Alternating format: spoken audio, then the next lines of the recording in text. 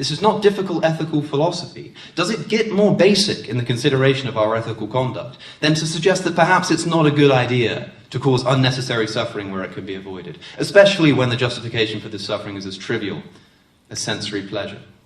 Would we allow a sadist or a rapist or a domestic abuser to justify their disregard of the suffering of others because of their own sensory pleasure?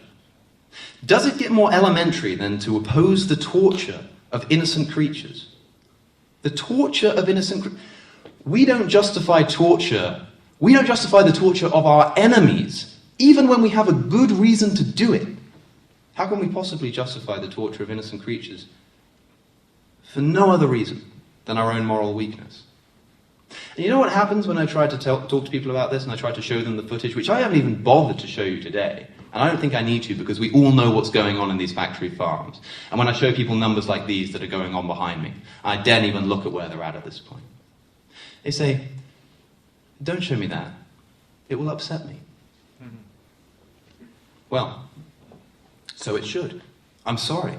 People claim that I'm proselytizing. They say, you're the kind of guy that hates proselytizing. You're always telling these religious people off for going around and preaching and proselytizing. No, I've never had a problem with proselytizing. My problem with the religious isn't that they're proselytizing. My problem is that they're wrong.